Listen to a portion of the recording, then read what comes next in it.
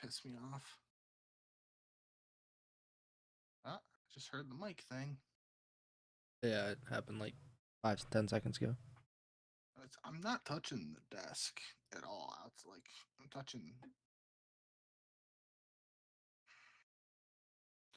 Now I'm here. Okay, I guess that's as good as it's gonna get today. I don't know.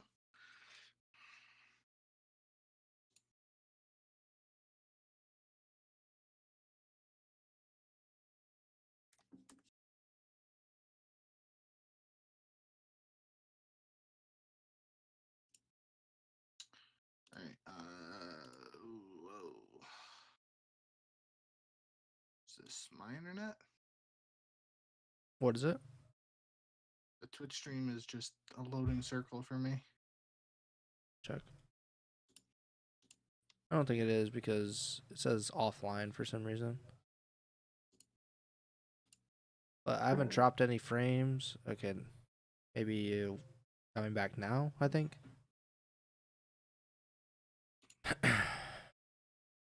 I like never check the...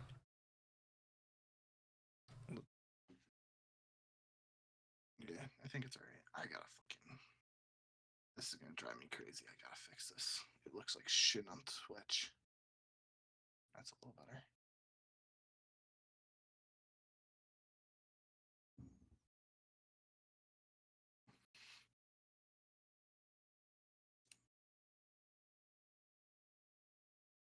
I think that's as good as it's gonna get. All right, testing Twitch 1 2 3 1 2 3. Testing Twitch 1 2 3 1 2 3.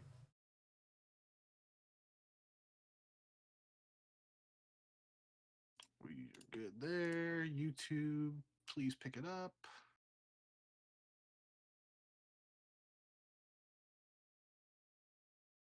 Oh yeah. Yeah, we're good.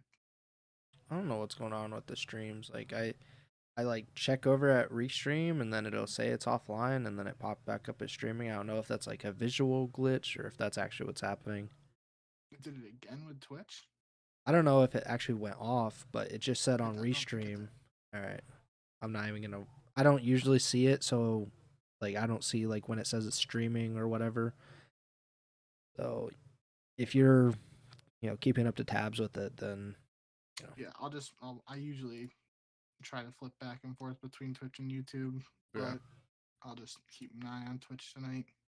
I mean, it's not the biggest deal in terms of the live, like, it won't affect our recording or anything. It'll just be the live stream will be screwed up, but not the biggest deal in the world.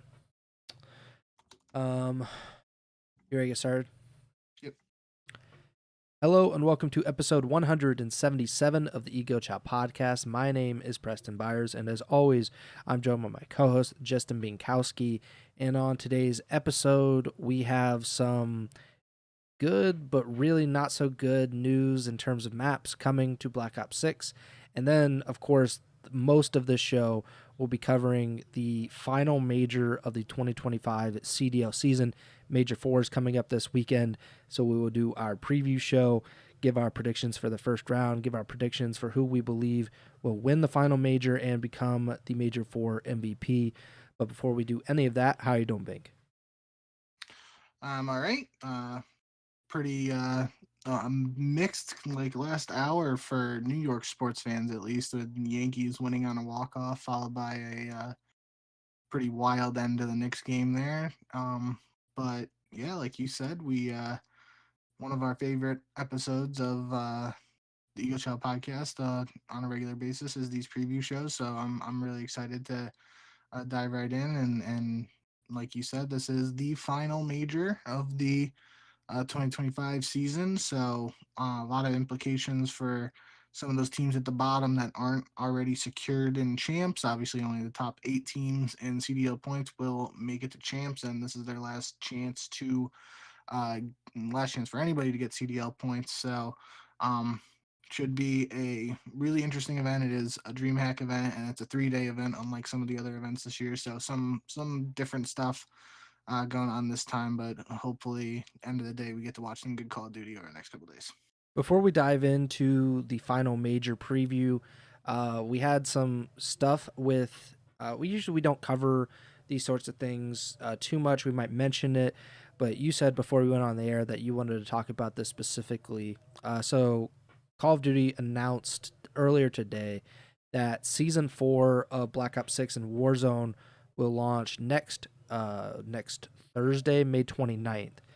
And in that season, 3 maps will be added at the beginning of the season: Shutdown, Fugitive, and Blitz. Blitz being a 2v2 map, as well as a 6v6. And then in season, 2 maps will be added: Eclipse and Fringe.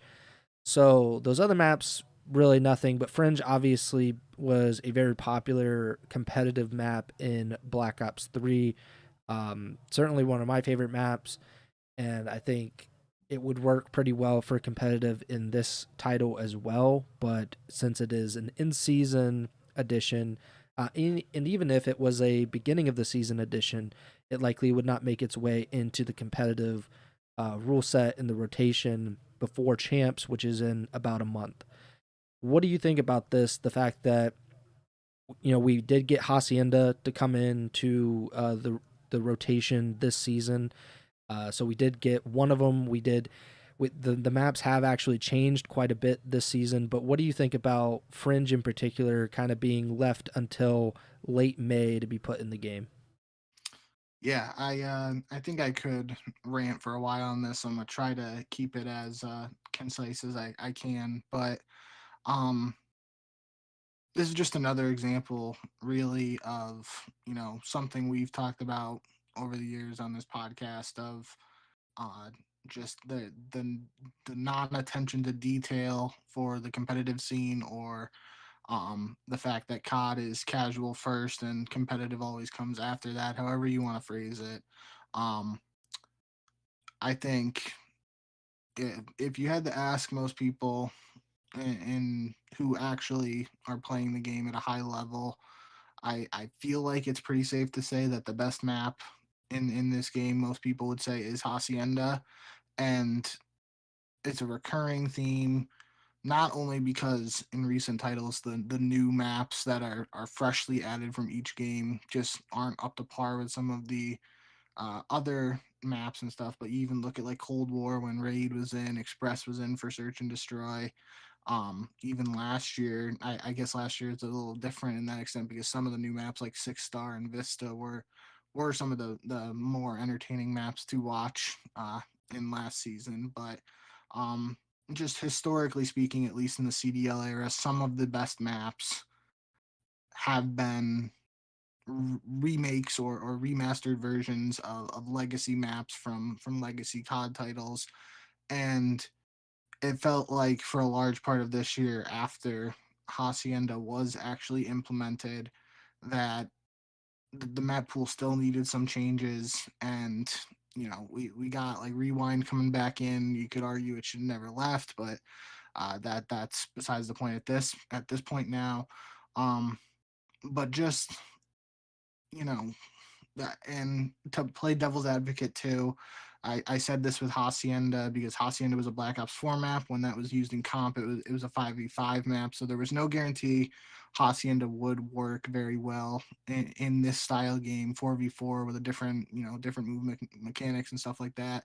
You can say the same thing about Fringe. It's was a Black Ops 3 map, so jetpack movement, but it is one of those classic 3-lane maps, and Control wasn't in Black Ops 3, so there's no guarantee that Control would have worked on Fringe, but you can pretty much safely say that it would have been a really strong addition for Hardpoint and Search at the bare minimum, and I think you can make the argument it would have been able to be successfully implemented for Control as well. So I just think it really, you know, it, it it's it just sucks, plain and simple, that it's coming at a point where it just can't actually be implemented into the competitive season for this year.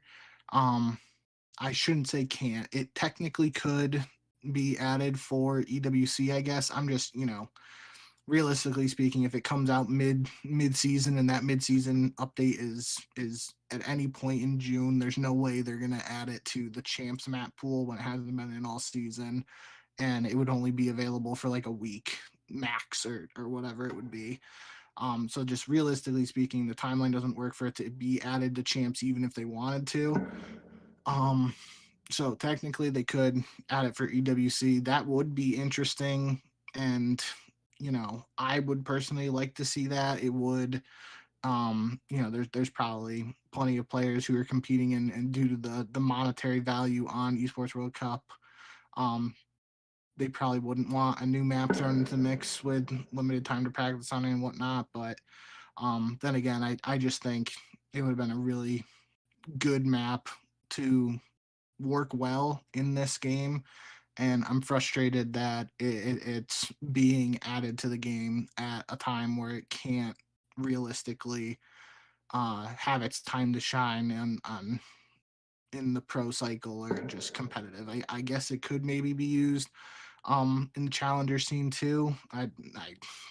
We talked in recently about like how challengers and pros have been on different patches for a while now, so I guess there is a possibility there, but for the most part it seems like just based on when it's being released and being added to the game, we most likely won't see this map utilized, and I just think it's a wasted opportunity. um I did see some people saying that maybe this is like a trial to add it to the game, see how it works without like the jetpack movement and stuff, and then maybe it can be brought back for a consecutive year for next year's title. I mean, I'm not gonna totally rule that out, but that just seems like even with maps like Raid and stuff, I feel like they haven't brought it back in. They haven't brought the same map back in consecutive years. I don't think. Um, could be wrong on that, but I can't really think of one off the top of my head where that's actually happened. So just overall, this was, I would have been really excited if this news happened a couple months ago and we got to see, even if it was like at the midway point of the season, and we got to just see the last couple months of this map being revisited at the highest level. I think it would have worked very well for this game. So end of the day, pretty disappointing news, but another example of competitive COD getting the short end of the stick in terms of its, you know, how significant it is in the eyes of the wider Call of Duty scene, I guess. It seems like this is just a continuation of the old Call of Duty habit of developers taking away things and then adding them back in at a later point and saying, "Look at this new addition we made." Again, maps aren't, the maps aren't like apples to apples in this case, because sometimes it'll be like, all right, we took away this movement or we took away this like feature that everybody loves, and then they take it away and then they bring it back like 2 or 3 seasons later or 2 or 3 years later, and then it's kind of like, all right, aren't you guys so glad that we finally did this? With maps, it feels like there's just no I think just personally feels like devs have kind of lost their creative luster really with these maps, because I don't even think it's a nostalgia thing anymore. I literally think that the maps that were in Black Ops 2 and Black Ops 1 and previously, like those maps were just better than the maps that we're getting nowadays. And I don't know why that is. I don't know if there is some kind of creative stifling going on at like Treyarch or IW or Sledgehammer or whoever. Like, I don't know if there is some kind of reason for that, or if it's just become, this thing where there's just not much of an incentive to make great memorable maps anymore. And I didn't even think in Black Ops 3 that a lot of those maps were like super awesome, but then you get to Black Ops 4 and Black Ops 5 and Black Ops 6 and you're like, yeah, those maps are actually pretty good. And I think that just shows how far we've gone away from how strong maps used to be. Black Ops 2, I think, had like the best maps in total, because even the maps that essentially got moved out of the rotation by the end of that year, I think those maps were really good. Like Meltdown was not like a perfect map by any means, but it certainly was unique and it had like very memorable moments on that map. But yeah, I think it is a shame. It feels like this is just something that happens with Call of Duty. I don't know if this happens in other esports, in particular. I don't know if Counter-Strike and Halo deal with these things nearly as often as Call of Duty does. Probably not, because of the annual cycle of these releases. But what you were saying about, like, maybe this wouldn't have been good on Control, or maybe this wouldn't have been good in this game mode or that game mode. The problem is, like, we didn't even get an option. We didn't even get a chance to see how viable it was in these game modes. And I think that is the biggest travesty in all of this, is that we need more maps. It is not necessarily like we don't, like, it is a thing, we don't have enough good maps, right? But we also don't have enough maps. We don't have enough maps in terms of the competitive rule set that it really would make sense to limit, the maps that we've already seen work competitively in the past. And that is another problem. With the EWC thing, like you were saying, maybe it does come into the rotation after the CDL season, but before EWC. No disrespect to EWC, but that doesn't really matter. Like, I mean, it matters in the sense of, like, it's a lot of money, and I'm sure there will be a lot of hype for it. But really what matters is the CDL season, and that's Champs. That's everything before Champs. To me, it is kind of like, it's nice to have it for EWC if that is the case, if that is something that actually happens. But at the end of the day, like, it's about the Call of Duty League. That is the first and foremost importance in Call of Duty esports. So whatever happens at EWC is kind of irrelevant to what we should be doing in the CDL. And maybe that'll change if the EWC becomes an official part of the CDL, or there's some kind of partnership or something. But I'm pretty sure it is now. Yeah, but I think, to me, I'm cool with maps coming in between events. I'm like, I said it a few weeks ago, maybe a month ago, about how seasons should be lining up with the new the splits in the CDL, because there are 6 seasons in a Call of Duty game. If you have 4 or 5 majors, you could have these seasons kind of pop up like a week before the major qualifiers begin, and that will give teams time to kind of get used to what's happening in the game and what changes are made to the weapons, what maps are coming in or coming out. So I think that is something that should happen. But I mean, it does feel like, the fact that it is like a mid-season thing is also kind of just annoying, because I don't know, it just feels like a carrot is being dangled of, like, oh, you got to wait, 4 weeks or whatever it is to play this map that you played literally like almost a decade ago. I'm not a fan of that at all. I had that exact conversation with Tremor earlier today, just in DM, and he like, it's kind of annoying that, it makes sense, but at the same time, it is kind of annoying that from a business perspective, they're obviously gonna put the newer maps up front, because that's what's gonna get. I don't know. They put the old maps for the reloaded update, because it's gonna get people's attention and give them a reason to play those, like, the not quote unquote new. Yeah. The new season update has the allure. It's a new season. People are more likely to tune into a new season update than a mid season or the reloaded patch. Yeah. So by putting a nostalgic match in the reloaded patch, it gives people more of an incentive to come to the game, similar to what a new season is supposed to do. It doesn't mean that it doesn't make it any less frustrating, Yeah, and what you were saying about the EWC is, like, maybe it comes in for that. It's like that is, I'm not saying you're wrong by any means, but that shows how far we've come, where it's like, I mean, at the very least, that's what, that's something they might do. And it's like, that shouldn't be something that we even consider, to be honest. I don't think it should be, the fact that we're thinking, well, they might do it after the official CDL season is over and then before EWC. Like, that should not be a consideration. This should have been like one of, like, the first few seasons. That should have been a map coming in. Like, that should have been, if you're going to put Hacienda in one season, put Fringe in the other. And then there's, or personally, stop taking out maps. You guys don't have enough good maps at the beginning of the game. So how about you just keep the maps in that you had before, like in previous years? Like, it makes no sense. I've dealt with that for multiple years. Like, I don't understand that point of view of, like, well, we have 16 to 18 maps at launch. Yeah, and half of them are dog shit. Like, they just don't work. They are horrible. And they continually roll these things out.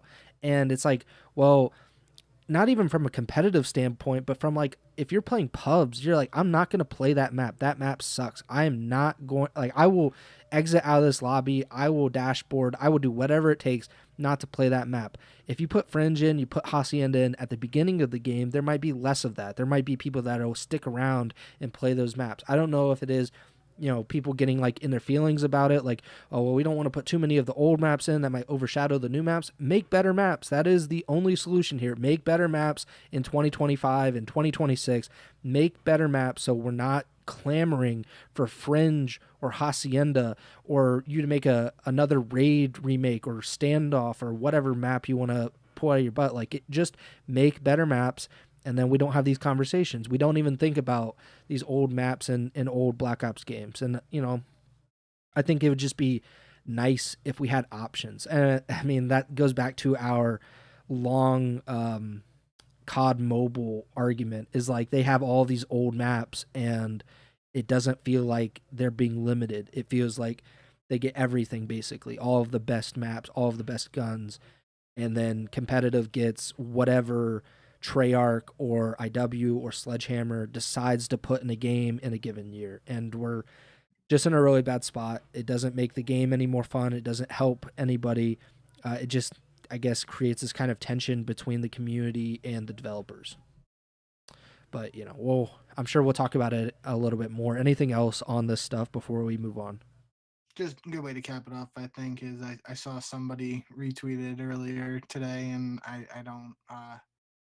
didn't save the link or anything, so I'm not sure what account it was actually on, but somebody tweeted the Killa clip of Killa watching Illy like boost across the entire middle of Fringe without touching the ground, and that's still one of my favorite clips from Fringe that at least comes to mind instantly when I think of that map. So shout out Killa, shout out Illy, and shout out whoever shared that clip on the timeline today. It was a nice thing to see, given the negative thoughts I had after hearing the news of Fringe being added to the game, but possibly not being usable for pro play. We need more Sloss clips on Twitter in general. I think he is the one of the greatest characters in Call of Duty history, and it's a shame that really for fans that came after like 2017, maybe, I don't know exactly when he would have kind of been on, like, black, not a pun or whatever. AW. Yeah. So I was thinking like he's kind of on the fringes, no pun intended, of like Call of Duty for, almost a decade now, because he was really, obviously, Black Ops 2 being his best game, and then Ghost was kind of like, he was all right. I don't know if he was on like any big teams really, maybe Optic Nation. I saw that clip not too long ago where it's Puckett, or it's either Puckett or Maven interviewing Killa and TP, and that is AW.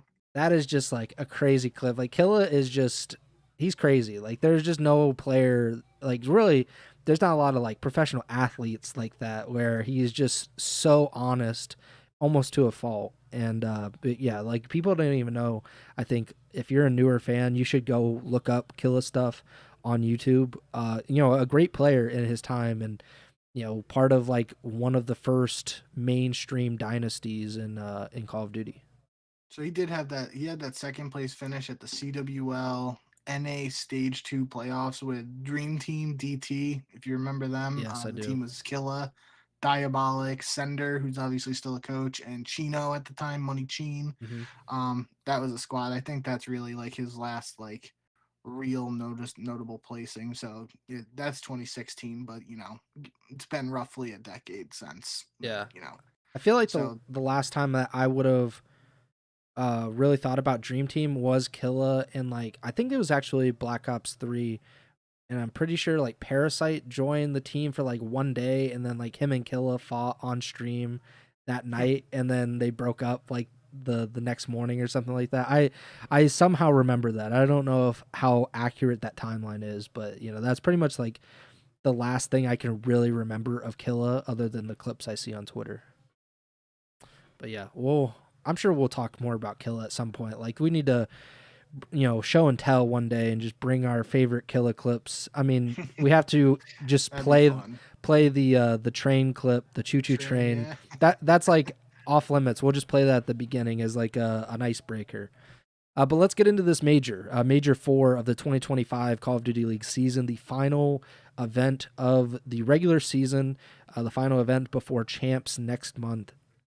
A really important tournament, obviously. It's the last chance for teams to earn CDL points and to find a place at Champs. We do have most of the teams in the league have either seen that they're not going to make Champs. If you're Vegas or LAG, they have already been officially eliminated. And then we have a lot of the teams in those top 5 spots. They've already locked up, at least they don't have their seed necessarily, but they know that they're going to Champs, and that regardless of what happens at Major 4, they have a spot at the World Championship event.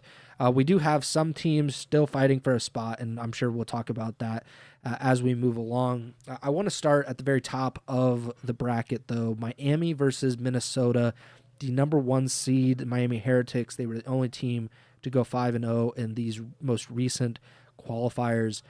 I mean, I think both of us are probably going to lean toward the Heretics. I mean, they've been on fire basically since bringing in Super. But I pulled some stats out. I was looking on Breaking Point, so shout out breakingpoint.gg. They're the best place I can find for these kind of stats. But these two teams with these two rosters, so Miami, they brought in Super, I believe, in March, and then Minnesota brought in Kenny in April. So these two rosters have only met one time, and that was April 19th, and that was a 3-1 Miami Heretics win. And I think in general you have to roll with Miami at this point because they have proven to be, since bringing in Super, I think the best search and destroy team in the game. Statistically, maybe it won't hold up if they play Atlanta FaZe or if they play LA Thieves, but right now they're winning 84% of their search and destroy maps, and I think that's probably going to be the biggest difference. Minnesota has lost, I would imagine, at least 3 or 4 Game 5s with Kenny in this roster, and then if you can't even get to Game 5, it might not even matter. So I'm going to roll with the Heretics. What do you think about this matchup? Yeah, I think you got to pick Miami. Kind of was gassing them up last episode a decent bit. I just really love what Super's added to the roster. Brought it up a couple times how this tournament, if Miami is able to go on a magical run here and win this event um and Super gets MVP, it could help him in his case for Rookie of the Year despite not playing the whole season. Same thing goes for Rancor too. I think he's already, basically the only way he doesn't get Rookie of the Year is if Miami wins the event and Super gets MVP, or if Optic win the event and Mercules gets MVP of the event. I think outside of those two things happening, Rancors should have the best case for Rookie of the Year at this point, but getting a little ahead of myself with that. I think in general this is, it might be a no duh comment that I'm about to make here, but like this is as must win of a match as it gets for Minnesota. Like they don't win this match, it's they are literally one loss away from their champs dreams and effectively their season outside of Esports World Cup being over. So it's not an easy task. It's it's definitely not going to be easy because, like you said, they have they've been getting to the round 11s and Game 5s and just haven't been clutching them out, which means like if they're not doing that against teams that haven't been as strong as Search as Miami, I feel like it's going to be even more difficult for them. But the one saving grace, I guess you can say, is that Minnesota has shown that ability to get to Game 5s all year, whether it was with Paul X in the roster or since having Kenny. I feel pretty confident that if there was a stat keeping track of which organization has played the most Game 5s this year, I feel safe saying it's Minnesota. And they've done it in a variety of ways, whether it's forcing their way through with a reverse sweep. But you know, um, I just think it's a very difficult task for Minnesota, given the way Miami has played of late. So yeah, I think you got to lean towards Miami here. But like I said, I mean, this is Minnesota's playing with literally all their entire champs aspirations and everything on the line. So maybe they have a little bit of extra fire coming in if they get off to a hot start in the hard point. Maybe that gives them some momentum. But then again, the way Miami's played in search, even if Minnesota like 100-point clubs map one, I still think I'm leaning towards Miami in the search, and then the series is tied. Anything can happen from there. So yeah, I think a lot is working against Minnesota here, but you know, the number one seed in these tournaments is 1 and 2 now in winners bracket round one. So maybe the one seed curse was removed after last event, or maybe it'll show up again here. Who knows? The biggest thing will be the respawns. Obviously, like that is for any series. If the superior respawn team comes in, they probably can win 3 of those first 4 maps, and it doesn't even have to get to a game 5. And that's really probably what Minnesota is hoping for, because if you look at these two rosters with the lineups they have now, they're pretty comparable in the respawns.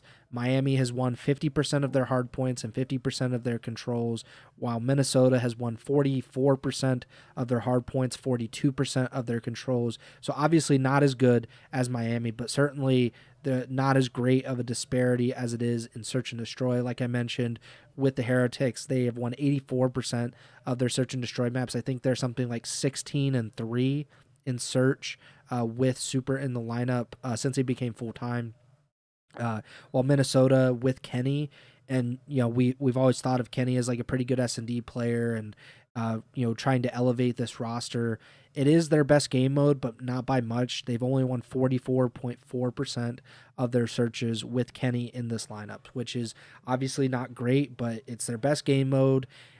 It just probably is not going to be the path to victory for the Minnesota Rocker here, so it's probably going to have to come through those respawns, and I think that is doable. Like if there is an upset path for Minnesota, it is taking hardpoint map 1, probably losing a map 2 in the search, and then trying to grind out map 3 and map 4, and not even hoping that it goes to a game 5 and that Miami, who's won all but 3 of their S&D maps. I think that's probably the path that Minnesota is probably going to want to take here. But what you were talking about is like how this is pretty much a must win for Minnesota. I wanted to illustrate that by pulling up the point standings. So Optic right now is in 8th place, so they would get the final spot at Champs if season ended today. They have 175 points. Minnesota is 40 points behind them in 9th place with 135 points. If Minnesota were to beat Miami in this first round matchup, that would earn the Rocker 30 CDL points, because I think they would automatically be placed top 6 in this event, because they would completely avoid loser bracket round 1 and round 2. That would put them only 10 points behind Optic, save for Optic winning their first round matchup or whatever they would happen to do in the losers bracket. But that would give Minnesota some kind of life. Winning this match would put them only 10 points behind Optic. Optic has, a tough first round matchup. Even if Optic drops down to the losers bracket, you're probably going to win their first round losers bracket match. But, we just saw Optic lose to LAG not too long ago. They would play Carolina in the losers bracket. So there is some kind of hope, some kind of chance for Minnesota if they were able to win. If they don't win, then Minnesota drops down to the losers bracket. They played the Boston Breach in the first round. Boston has been, able to win on LAN against some really good teams. That would not be, I think, an easy match by any means. And then Minnesota probably plays the winner of LAT and Vancouver, or I guess the loser of that match, but they play the Falcons in the first round. So I would imagine it's going to be LAT or Vancouver in the second round, and that's just to get to where you would be had you won winners round one. So it's going to be tough for Minnesota, but this match is huge, and I think we'll know pretty early in this tournament who's actually going to make champs and who is not, and it's probably going to come down to this. Next match, the one that I just mentioned, LAT versus Vancouver. This is another one where it's certainly not as high stakes in terms of who's going to make champs, because both of these teams have already clinched a spot at champs. But it would go a long way for Vancouver's confidence, I'm sure, to finally be able to get a win against the Thieves. So far this season, with Neptune in the roster, despite being really close in some cases, Vancouver has not been able to beat LAT. The Thieves are 5-0 against the Surge with Neptune in the roster, a 17-5 map count. I believe there are 2 or 3 sweeps in there, which certainly drive that number up. And the last time that we saw these two teams play was at Major 3 in the Grand Finals. They actually met twice at Major 3, but in the Grand Finals, LAT swept Vancouver 4-0 and won the third major of the CDL season. I think we're both probably going to go with LAT, I imagine, but I am very interested to see, especially because we had that conversation on the last pod about should Vancouver be considered a part of that top 3 with LAT and FaZe. What do you think about this matchup?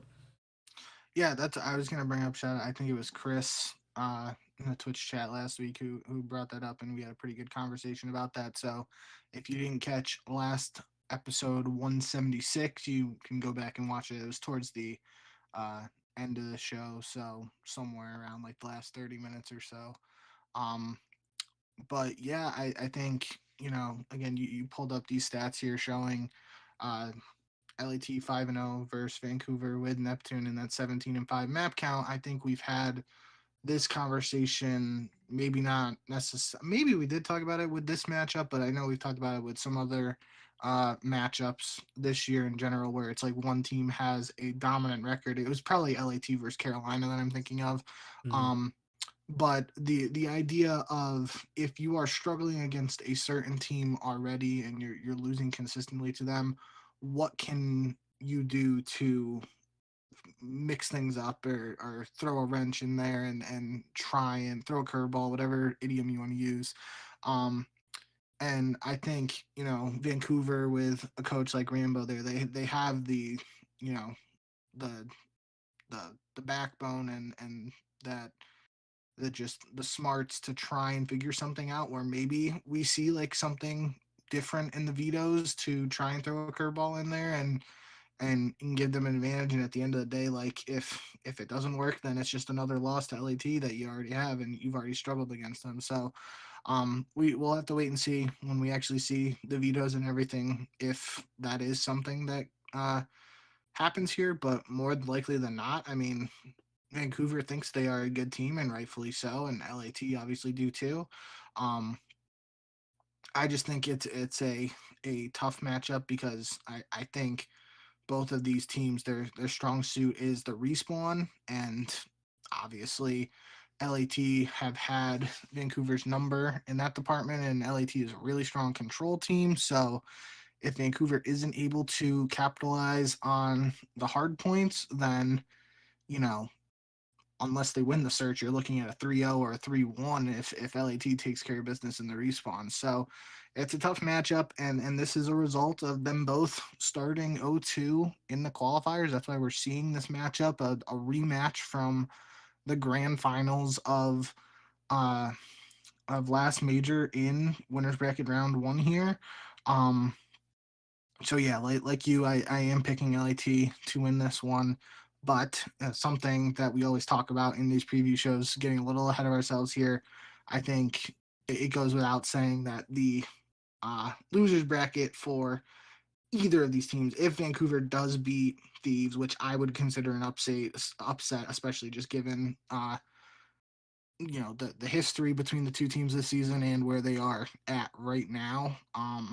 If either of these teams drop down to the loser bracket, they play Vegas Falcons.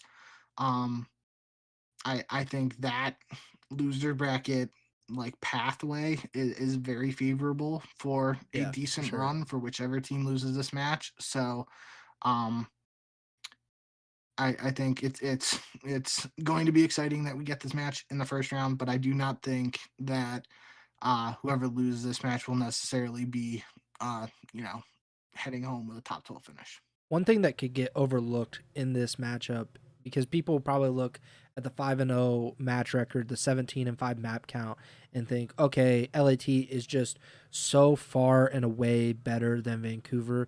The maps that they have played, in many cases, do not indicate that. Just look at the last match that they played, which is obviously a 4-0 sweep in favor of LAT. It was 250 to 228. Game one, Hacienda Hardpoint. That's a really close map. Dealership S&D map 2 went to a round 11. LAT wins, and then that kind of turns the rest of the series. LAT just controls the rest of the way. The match before that, which I believe was the winners finals at Major 3, Vancouver actually goes up 2-0. They win 250 to 219 on Hacienda Hardpoint, a map that they later lost in the grand finals to LAT. 6-1 S&D win on Dealership, and then they end up losing the series, get reverse swept. They lose 6-4 in Game 5, rewind S&D. Even if you go back even further than that into March, you look at they get swept by LAT. What happens? They lose another round 11 S&D. They lose a round 5 control. You go back even further than that, and when they played in the minor grand finals, and if you remember, that goes to Game 7. LAT ends up winning 4-3. The difference really is another round 11 win for LAT. They win Vault S&D in map 2. They're able to win 2-3, 6-7. Vancouver had a chance to close it out on Hacienda Control and Skyline S&D and wasn't able to do so. So I think there is some credence to the fact that Vancouver does appear to be able to beat LAT, if everything goes right. And obviously LAT is not going to make it easy on them, but I did want to bring that up because I do believe that Vancouver is a part of that top 3, and rightfully so. It's just going to come down if they're able to execute in those big moments. If they're going to be able to, not lose another round 11, that would probably help go a long way for Vancouver in potentially winning this major, which would then legitimize them, I think, even further in the community. And I think people would respect what's been going on with Vancouver even more if they're able to get over that hump and break out of this kind of silver surfer mode that they're in and be able to win a major before we get to champs. Next up, Atlanta versus C9. I mean, I'm not going to beat around the bush. I'm not going to pick against Atlanta. Despite the most recent result between these two teams, the only time that they have met with these rosters, obviously, Atlanta has not changed their roster, and C9 did before the Major 4 qualifiers. C9 beat FaZe in that matchup 3-1 on May 9th, so it'll be about 2 weeks difference once we get to LAN. I just can't pick against FaZe. Obviously, they won the first 2 majors of this season. C9 has been notoriously up and down this year, and I just really can't bring myself to, even with that one result, we've seen Atlanta not perform up to standard online, but more times than not this season, even with Major 3 being a disappointing result for them, they're still one of, if not the best team in the game, and I'm not going to pick against them. Yeah, I'm not gonna pick against them either. But I definitely think it is interesting just how the qualifiers played out before Mm-hmm. uh this major, where Atlanta has that tough uh week 1 schedule of the qualifiers against Vancouver and LA Thieves, and they win both matches to start 2-0, and then they lose to Cloud9 New York to start the following week 3-1. Um, I would have loved to be in a position here where Atlanta still goes 4-1 in these qualifiers, but especially given their wins over Vancouver and LA Thieves, um, it's a totally different conversation. If Atlanta beats Cloud9 there, they're 5-0, beat the top 2 teams, like they're heading in to this tournament as looking like the favorites again in my eyes, if that's the case. Um, but the Cloud9 loss, I don't think it necessarily means like Atlanta's getting top 12. I'm not saying that, but it makes you think a little bit about, is there something here where um just matchup wise this new team did something to catch Atlanta off guard, or just something with bringing two challengers players into the mix. Did that uh shake things up or whatever? I don't have a good answer for how you know Cloud9 was able to pull out that upset, but it's definitely worth mentioning, and similar to uh, the Miami Minnesota match we talked about earlier. This is another must win for Cloud9, just because they're 10 points behind uh, Minnesota, and if I'm pretty sure I did the math uh, last episode, because they're at 125, and you get 100 points if you win the event. So they basically have to win the event and hope Boston and Optic get top 12 finishes to have a realistic chance at making champs. And I think so. Second is 75, I believe it should be here. Yes. Second 75. So 75 only gets them 200. They'd be tied with Boston then if Boston gets a top 12 finish. So that's why like winning the event literally is like their only guaranteed way of getting a champ spot. But yeah, like saying I know what I just said is saying in quotes, the only realistic way for Cloud9 to make champs is winning the event. That's like kind of like feels like an oxymoron saying it out loud, but mathematically speaking, that's what it's going to take it if they want to get there. And there've been flashes in the brief time where we've seen this new Capital and Spark Cloud9 roster where they've shown some real potential and signs of life. So I don't want to totally rule them out. And this is, if you're in Cloud9's position, looking at the possible draws you could have in the first round here, they probably got to feel a little confident, knowing they're playing against a team that they beat, even if it is a team as good as FaZe. But I still got to give FaZe the benefit of the doubt, and think they're gonna, come out swinging here to start this last event. Before champs, and just rehashing what we talked about at the end of last episode too. Atlanta's 10 points behind LA Thieves right now for the CDL points regular season title, and Atlanta has never finished a CDL season without being in first place in terms of CDL points. So big event for them if they want to keep that streak alive. I don't think, if you ask the players, they probably don't really care about that too much, but um, narrative wise and fan wise, it is something to keep an eye on because it's pretty impressive. Yeah, I think that's a good point to bring up. So LAT 10 points ahead, 440 to 430 over FaZe. There's third and fourth place. Those teams, Toronto and Vancouver, those teams are separated by 10 points. Vancouver is at 330. Toronto 10 points ahead at 340. So there could be some movement there. It seems like there could be movement between 5 through 7. Miami is at 235. They're 15 points ahead of sixth place Carolina, who are 20 points ahead of Boston. Even 25 points behind them is Optic. And what I wanted to bring up with C9 is you were saying that they pretty much have the only realistic chance is like first or second. The only chance, like they have to get at least third. There is no other option. So if they bow out fourth place and we say, well, how great of an event that was, it's for pretty much nothing because they will not be able to make champs. They have to get at least 50 CDL points, and the fewest that they could get while still jumping Optic would be 60, which is third place.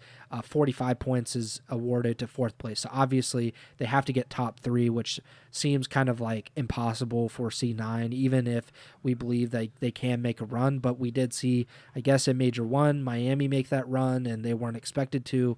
And it really, for a lot of these teams that aren't thought to be top 3, top 4, even top 5, you're just kind of hoping that FaZe, Toronto, Vancouver, LAT, they kind of cannibalize themselves and they basically eliminate each other in the early rounds, so you don't have to go through all of these tough teams to get third or fourth place.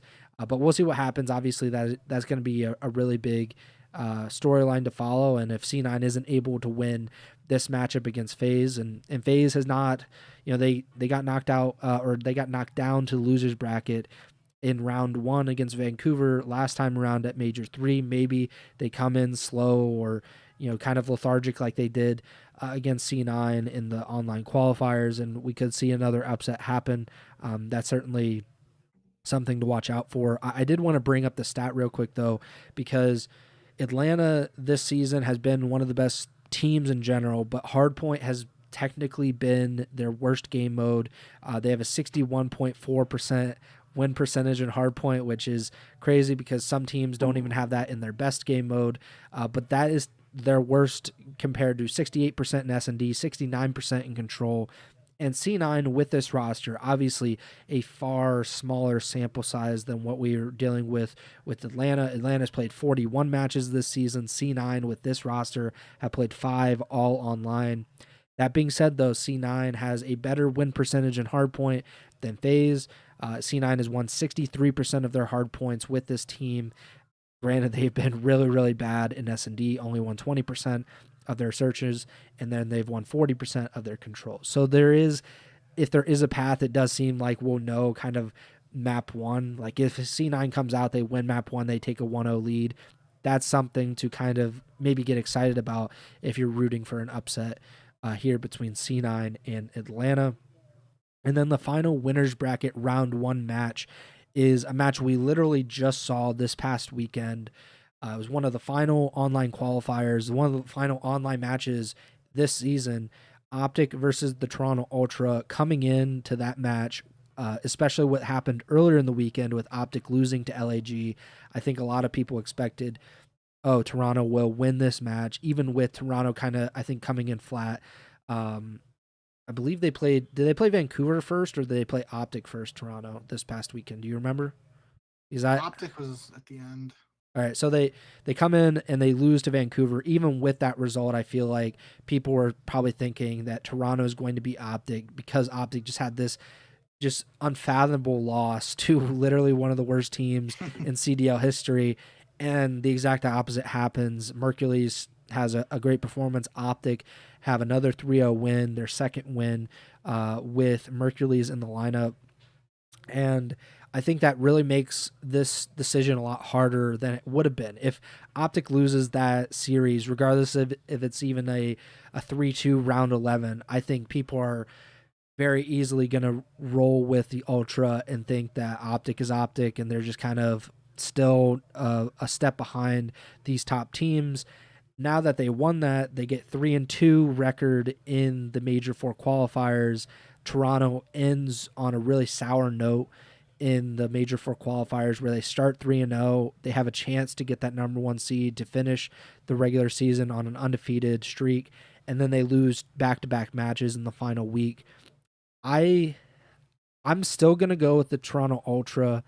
I understand why anybody would pick against the Ultra right now, and especially because we didn't even get to see Beans at the last major, so it's been a while, and I don't know if the visa issue is fixed or anything, but if Beans is in the lineup, because Mercules is not an option, of course, as a replacement now, I'm gonna go with the Ultra. But where are you leaning now that we just saw this matchup online a few days ago? Could you imagine Beans faces visa issues again for this event, and Toronto picks up Skies to play against Optic? I like it. They should do that. And then if Toronto somehow won with Skies, oh my god, the green wall would be in shambles. That just hit me. Oh wow, I am tired. But yeah, in all seriousness, you picked Toronto, less than a week ago for this matchup online. I picked Optic for this last matchup online, so you're picking Toronto again here. I gotta stick with Optic here. Just saw them win, so I'm not gonna switch it up. But I do think this is it makes sense. This is the match really that we differ on in terms of pick 'em for the winners bracket, because it is the one that I feel like it could go either way. I know we've made the case for some of these other matchups, but realistically speaking, I said it last episode, like factoring in the Optic losses to Boston and LAG, if Optic was playing literally any other team but the Toronto team they just beat, I really don't know if I'm picking against or with the Green Wall. So, I just this is gonna be a case of I just saw it, so gotta believe that they're gonna do what it takes to try and repeat that success. But I feel like Toronto, I want to say that Toronto's been a better team on land this year, but I feel like that might statistically not be true just because they had that strong start in the Major 1 qualifiers, and they didn't do as well at Major 1, and then they had a couple hiccups in the online qualifiers for Major 3. So um, I don't know statistically what is actually accurate, but like vibes wise and gut feeling, I do think Toronto is a better team on land. Um, so I do think this should be the most interesting first round matchup in terms of realistically having a chance to go either way. If you wanted to make the case for LAT Vancouver, I wouldn't hold it against you, but LAT is undefeated against them, so it makes it a little harder for me to pick that over this one. But I am excited for this matchup. Excited to see, it is technically not a Optic home major, but it is another event in Texas. So, people could be saying the Optic home cheese or whatever they were saying at Champs last year and stuff. First chance for Mercules to play on land with the Optic Green Wall fandom buff. So a lot of things to look forward to here if you're a Green Wall supporter, and I do think this should be a good matchup either way. Toronto is a much better land team than Optic, at least to this point. Well, yeah. Is that what you were comparing them? Or I was thinking like Toronto online versus Toronto on land. Gotcha.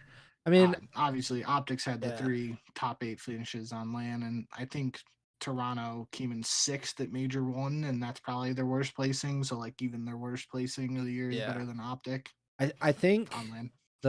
For Toronto, I think the worst qualifier set was probably this time around, because obviously there were only 5 matches and they ended up, I think, losing 2 of them. So like if I'm not mistaken, but yeah, like they've been pretty consistent, except Major 1 was kind of their big letdown. But yeah, they're a pretty tough team to beat. We didn't, like I said, we didn't get to see Beans and how that team, like the team that we expected to see, we didn't get to see how they would perform at Major 3. I think there's an argument to be made that they would have performed better.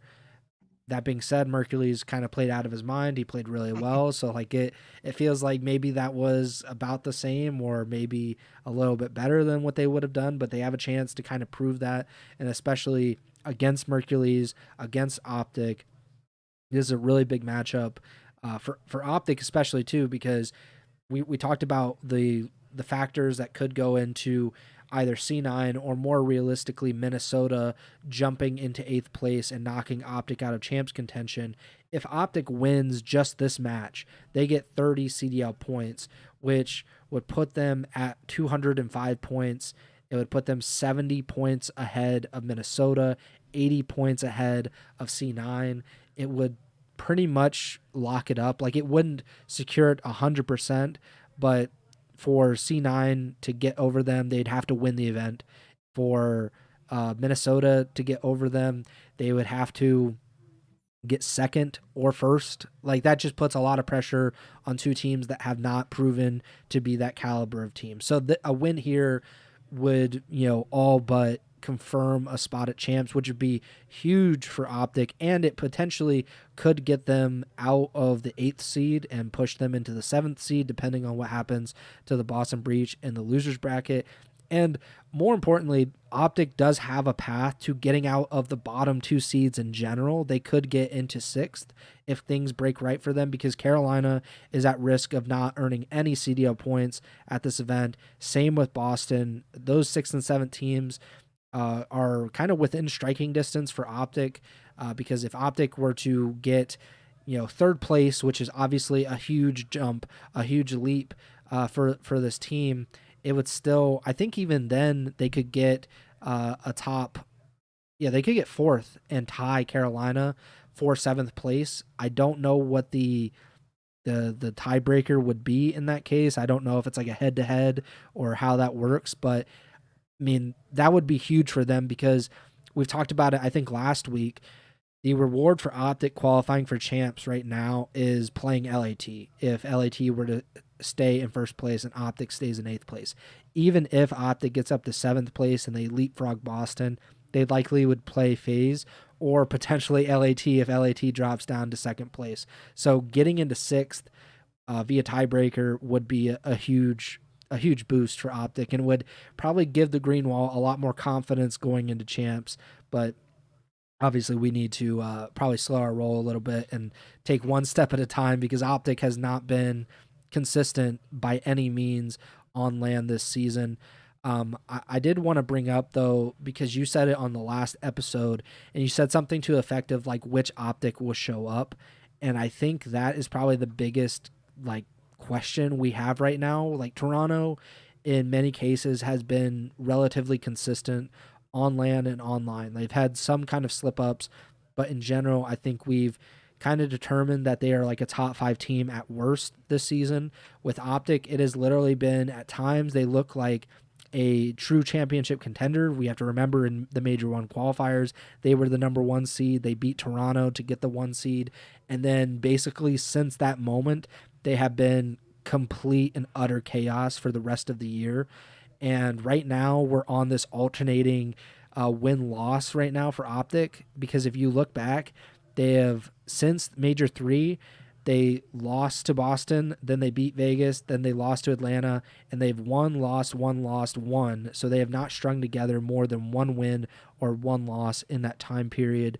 And if they don't show up like we saw in the Major 4 qualifiers, right? Because they lost to the Boston Breach, which is not the craziest thing in the world considering how Boston has played at times, but then they lost to LAG this past weekend.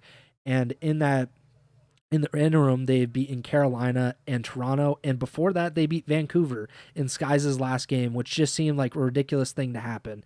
I don't know what that says about Optic, if it says anything at all, but I just think we have to keep in mind that regardless of how high of potential or high of a ceiling Optic seems to have with Mercules, and I think we would both agree that it seems higher quite a bit probably than when they had Skies, their floor is still rather kind of mysterious. Like you don't know how low it can go and you don't know if it will kind of fall out at the last minute, and especially against a really good team like Toronto, if they're able to put enough pressure on Optic to kind of make the floor fall out for them. So I think that'll be a really interesting storyline to follow as we move along at Major 4. Anything else on these winners bracket matches before we move on?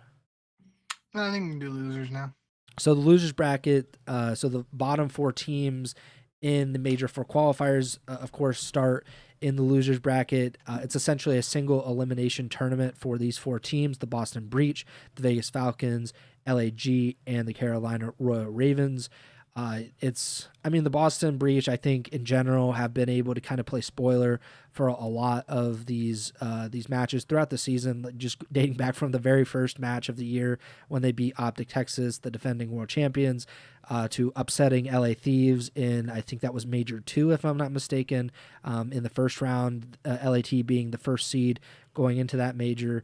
So I think of these 4 teams, Boston probably has the best chance to kind of make a run, considering we've actually seen of this specific roster their ability to kind of play spoiler.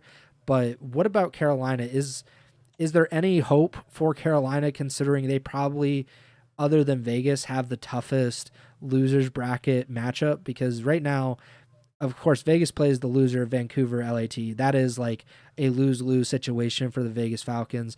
But Carolina, they play the loser of Optic and Toronto. That would seem that's certainly better than Vancouver LAT. But is there any chance for Carolina to make any kind of progress to get any sort of momentum going into champs with this new roster? Is there a chance? I mean, sure there is. I just Do don't you see see it how. happening? No, I think the way I'm looking at it right now is I think of the four teams that are starting in the losers bracket, the most likely to win a match is Boston. Yeah. If Minnesota drops down, I still think I would pick Minnesota over Boston, but I would think that's like the most likely um team that starts in the losers bracket to be able to beat a team that drops down from the winners bracket. I mean Carolina lost to Optic recently. I can't remember if they played uh Toronto too in these last qualifiers or not, but um at least speaking Yes, they did. on they did okay. So that makes it even tougher for Carolina, but historically speaking here, and this is mostly not having to do with Carolina since they should be in champs, all things considered. But for teams like Vegas and LAG, they literally they have nothing to lose at this tournament. They're already mathematically eliminated from champs. And we have seen it historically with the curse of Nikki D starting at the end of Cold War there when FaZe were already like booked in for everything. I'm pretty sure they already had like the first seed locked up and everything, and then Nikki D dropped double digits in a game 5 search to uh, eliminate FaZe, and I'm pretty sure that might be their worst placing at a CDL event. It was 7th, 8th, so I think that's possible. Um, but regardless, that was Seattle's champs because they were already eliminated from Yeah. champs. So that major, the final major of the Cold War season, that was their last tournament. So they had nothing to lose, and they came out swinging, and then they made a little more money than they did at all the other events, I think. So teams like Vegas and LEG, they have nothing to lose, and that makes them dangerous matchups for some of these other teams. I still think the way the bracket plays out, if Surge drops down to play Vegas, Surge should beat Vegas, and then I would pick Surge over Boston or Minnesota, assuming that's the matchup. Even if it's Boston Miami, and then Miami beats Boston and it's Miami Surge, I might lean towards Vancouver. But end of the day, I think that top part of the losers bracket is where it is just like the most likely scenario where we see a team go on a loser bracket run. Um, but outside of that, yeah, I don't know. I think most of these teams that are starting in the loser bracket are unfortunately going to be looking at top 12 finishes here. The only positive in that is if it does happen for Boston and Carolina, their early work earlier on in the season in terms of CDL points should be enough to get them a champ spot, barring a just Herculean run by Minnesota or Cloud9. Yeah, I actually think the lower part of the losers bracket's probably like right for the picking for a lot of these teams because Vancouver it feels like is just gonna dominate probably the upper part I would imagine, or LAT I guess. Like whoever loses that match feels like the overwhelming favorite of those four teams in losers round one and losers round two. Whereas in the bottom part, like you could talk yourself into, let's say, Optic loses against the Ultra. They drop down to play Carolina. C9 probably drops down to play LAG. Carolina, Optic, LAG, and C9, those four teams have been so inconsistent, granted at different points of time and different lengths of time, but it's not a guarantee that Optic, for example, would make a run through the losers bracket as a result of that. Same with like even Toronto, I think, because if Toronto loses to Optic, I think that really puts them in a vulnerable place. I could see them potentially losing to Carolina. Probably not. They're probably much more favored to get out of round two and into the losers quarterfinals, but I don't know. Like it feels like it could be kind of a surprise run for one of these teams in that bottom portion. And we might look back and like, wow, how did they get, top four or how did they get top six? And it's really because there just weren't very many strong teams in the losers bracket. And I think this is kind of like what the CDL season is like encapsulated in is like the Boston Breach are there and they play spoiler at different points in time. And then there are kind of your usual suspects plus Carolina who have basically bottomed out over the last 6 weeks of the season. And we're going to get Optic or Toronto. We're going to get LAT or Vancouver, who are probably just going to slaughter these teams en route to at least the quarterfinals. But yeah, like this, I think the loser bracket is pretty kind of emblematic of what we've seen of the CDL season so far. I think it's probably going to be whoever wins or whoever loses LAT Vancouver. That's probably the team that's going to be in probably losers semis at least. I don't see many teams being able to slow them down. Maybe like if FaZe loses in winners semis, which I don't necessarily see either, but I could, we could see like a Vancouver versus FaZe losers semis, or losers quarterfinals, which would be kind of sick, to be honest. I know those teams would certainly bring their A game, and we get to see who kind of gets the final laugh before we get to champs. So enough about the losers bracket, though. Like, who do you think comes away with this? Because this is kind of an unusual path we've gotten here. Usually it's FaZe is like the number 1 seed, or I guess this season it's been FaZe is like a lower seed, but they seem to be kind of rounding into the team that we always thought they would be. It doesn't necessarily seem like that right now because they started off strong and then had a little bit of struggle. LA Thieves and Vancouver are the 4-5 seed in these qualifiers, so they don't have that top seed advantage. And then Miami, who do have at least one good major placing. I'm not sure if they're a true championship contender. So where are you leaning? Who wins Major 4 in your view? I am 3 for 3 so Yes, far you this are. year on picking major winners. So there's a lot of pressure on me here. I really want to do the fun thing and pick Miami, but I mean, hey, you gotta live. You gotta do I it. know. I think I got to go with LA Thieves. Narrative wise, would give them back to back to, head into champs. It would tie them with FaZe at both 2 championships, which would make champs the tiebreaker technically. So I think that sets the stage for, you know, the most interesting narratives heading into champs. Like if FaZe wins and has 3 majors, then even another team winning champs, like there would still be the argument of who had a more successful season. I do think Miami winning would just be a really cool story for the organization, the whole the all Spanish roster. Be the first time ever that they win a CDL event or a CWL event even. I just think I got to go with Thieves. I do think, I want to pick FaZe too, just because I always pick FaZe and FaZe did just beat Thieves. Um, but I do, I don't know. I think narrative wise, I'm going to go with the Thieves for now. And I'm, gonna stick to tradition because I think we have picked opposite. So if I picked FaZe, you Yep. picked LAT, and if you picked LAT, I picked FaZe. Since you picked LAT, I'm going to go with the Atlanta FaZe. I'm Cool. 0 for 3 on major picks this year, which is pretty crazy because I'm 1 match ahead in the pick'em, and I think I've had like a pretty good sense of how these majors go, but the winners not so much. I'm going to go with FaZe for a lot of the reasons that you already explained. FaZe literally just beat LAT. What was that, last week in the Or week qualifiers, 1. or week 1? So a few weeks ago now.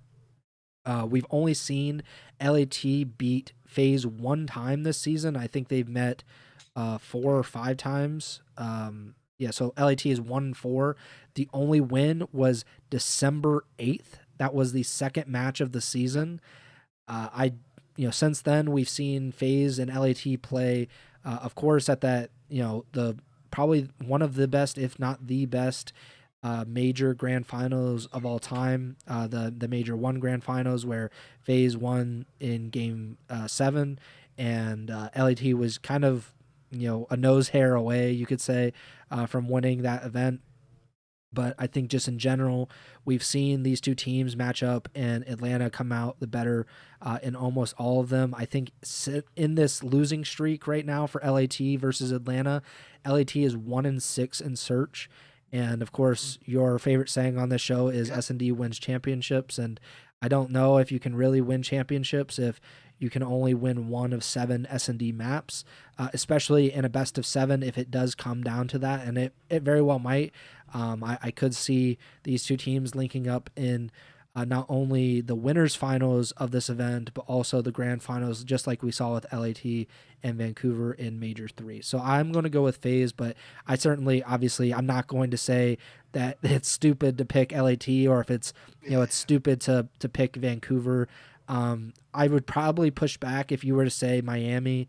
I think, like, I'm just one of those people, like, I want to see it. I want to see if they're actually able to break into that group and beat LAT and FaZe and Vancouver, or like one of the 3 on land before I kind of make some kind of proclamation. But I think any of the top 3 teams are realistic and understandable choices to win this event.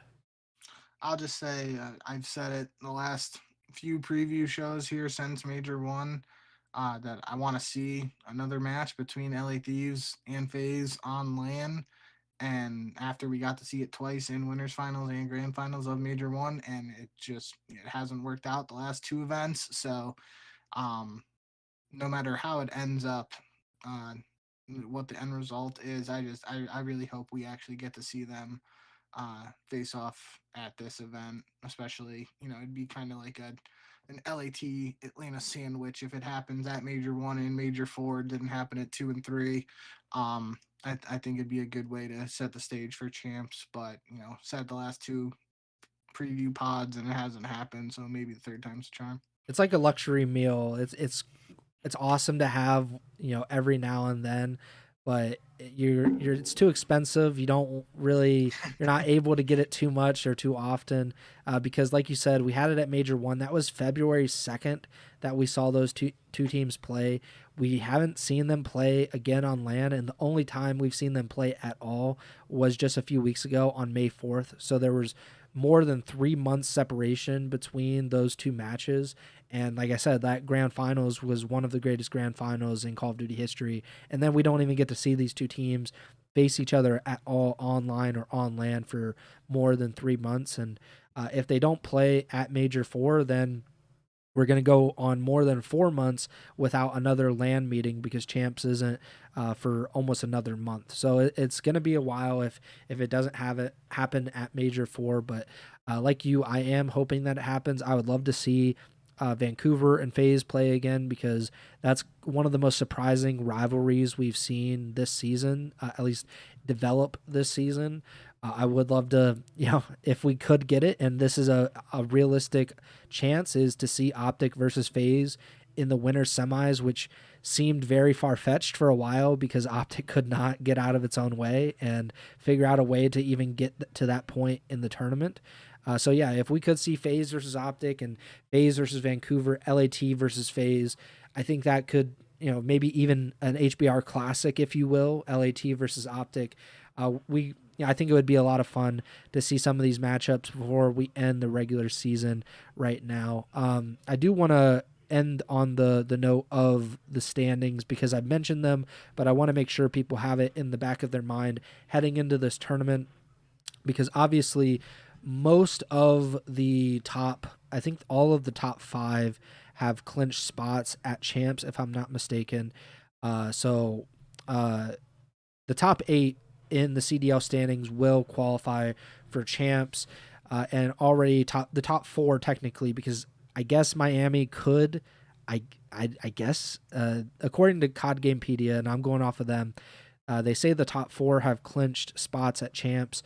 Miami, who is in 5th with 235 points, they technically haven't, but it would be, I don't even know what the scenario would be for that to happen and them get knocked out, but I guess it could. But at number 1, the number 1 seed as of right now is the LA Thieves with 440 points. Number 2, Atlanta FaZe at 430. The Toronto Ultras in 3rd with 340 points. 10 points behind them is 4th place Vancouver Surge. 5th place is the Miami Heretics with 235 points. Sixth place is the Carolina Royal Ravens with 220 points. They are 20 points ahead of seventh place Boston Breach. And in eighth place, the final team to make champs if the season had ended today is Optic Texas with 175 points. Ninth place Minnesota Rocker, 135. 10th place C9 New York, 125. And the two teams entering the final major officially eliminated from champs contention is the LAG Gorillas Mates. They have 40 CDL points in 11th place, and the Vegas Falcons have 20 points and are in dead last. So that is where we stand as we go into the final major of the year and the regular season finale for the CDL season. It's been a pretty incredible year. We've had some really entertaining majors so far this season, and I hope that we can finish out on a really high note and get, hopefully, I would love to see Minnesota or C9 make a run just to kind of create that drama of who will be the final team. I always go back to, I think it was 2022 with New York and them making that run and it seeming impossible, but it turned out to be reality, them making champs at the last event. I think they knocked out like Florida and Minnesota in that event to leapfrog them to get to champs. So I would like to see, even if it ends up with Optic qualifying, I would just want to see another run from one of those two teams and make it kind of a journey for either one of them. But yeah, that about does it for this week's show. Pick'em heading into the final major. You are 144 and 76. I'm 145 and 75. We will update you on the pick'em after this week. So we picked the first round matches, the winners round one matches, and then we'll privately over text message do the rest of the tournament as the weekend progresses. Quick reminder, the matches are the schedule, I should say, is very different than what we've seen of the majors in the past, really the past few years, to be honest. This is compressed because it's being run at DreamHack. So instead of it being over 4 days and there only being one stream, it is over 3 days, starting on Friday, May 23rd, and finishing up on Sunday. On Friday, there will be two streams, the Alpha stream and the Bravo stream. Matches start at 1:30 p.m. Eastern, so you can kind of figure that out where you're located, what time zone that would be. But at 1:30 p.m. Eastern, the matches on Alpha and Bravo start. On Friday, there will be 5 total matches on Alpha, ending probably around, I would guess, like 8:30, 9:30. I mean, who knows with dual streams? Like, those matches used to go until like almost midnight. I don't know if the CDL is trying to get out of there super early, but it might be a long night. Bravo has matches until the final match starts at 6 p.m. Eastern. That's scheduled, of course. We'll see how that actually works. But, maybe have multiple monitors, have one on your laptop, have one on your TV, something like that, if you plan on keeping up to date with everything happening this weekend for Major 4. So again, starts on Friday, May 23rd, runs through Sunday. If you're going to the event, please be safe. Please wash your hands. Stop getting people sick after these majors. Please, be hygienic, I guess. That's a common complaint among CDL players and fans. So do your best to be safe and have fun. Cheer for my Boston Breach boys. They're going to need it to make that run to the grand finals. So yeah, that about does it for me. Make sure to subscribe, like, follow, however that works on your podcast feeds or on YouTube. I think we're at like 233 subscribers or something like that on YouTube. I can't remember exactly. But please, 230 now. 230. Maybe we lost 3. I don't know. I was at 228 before the show. So all right, maybe I was dreaming, I guess. I don't know. Yeah, but please subscribe on the YouTube channel if you can. Please like the videos, share as much as you can. If you have any constructive criticism, please let us know. I think we do want to hear from you guys. If you like parts of it, we can maybe expand upon that. If you don't like it, maybe we could eliminate it or kind of bring it down to a minimum so you enjoy more of the show. But please let us know what you think of the show, and maybe we could do a little bit better. Please follow us on Twitter at jbink with 2Ks, at Pres Byers, and the podcast Twitter is at Ego Chall Podcast. You could follow the live stream at twitch.tv/Ego Chall Podcast. The live stream is also live on the YouTube channel, and you can watch all those VODs back if you want. You can also follow Bink on Twitch, twitch.tv/jbink with 2Ks. And then, we'll be probably back. We will not be back on Sunday because Bink will be out of town, so we're going to change the thing around. I think we'll probably be doing the show on Monday instead of Sunday, but we will be back early next week to talk about everything that happened at Major 4, who made it to Champs, who did not, all that good stuff. But please tune in then, and we'll Bink has said those shows are his favorite, the post-major kind of recap, analysis, like reaction shows. So hopefully we can have a lot of fun with the final major before we move on to, I think Roster Mania probably starts right about then for at least the bottom 4 teams. As teams, I guess, get used to, maybe they're gearing up for EWC, but we're then going to gear towards starting to preview champs and get ready for the biggest event of the calendar year in Call of Duty esports. But yeah, I'm done yapping. I am tired of talking. Bink, take it away. Hey, you went for a while there, but really, you took the only thing I was gonna say was no show on Sunday. I'm going to Rhode Island. My cousin Austin's getting married, so shout out cousin Austin. We should be back home Monday though to give you guys the usual recap show that we've been doing pretty frequently, at least this season, almost immediately after the event ends on Sunday. So a little bit of a longer wait, but with the time gap between the end of Major 4 and the start of Champs, we should have a lot of time to go very in depth into anything wild that happens at Major 4. So I definitely am excited about um, the recap episode coming up and everything in the lead up to Champs and whatnot. So exciting time, best time of year for Call of Duty esports fans. Definitely like Preston said, whether we do actually get a Cinderella run from Minnesota or Cloud9 or not, I would just like to see something that at least makes that like hunt for the final champ spots interesting, even if, like Preston said, Optic does actually clinch the last spot. Like that's fine with me. I think that would be catastrophic for COD Sports if Optic isn't at champs, just frankly. But I would just like to see it, like the race heat up and be as interesting as possible. Because if like Cloud9 and Minnesota both get eliminated on Friday, then that's out the window over the last 2 days. So, but yeah, enough yapping. I think. Thank you guys as always for all the support. Really excited for this event. Hope you guys are too, and hope you guys tune in on hopefully Monday when we're live with the recap of Major 4. So see you guys when we're live next. Thank you as always, and remember to send the chow.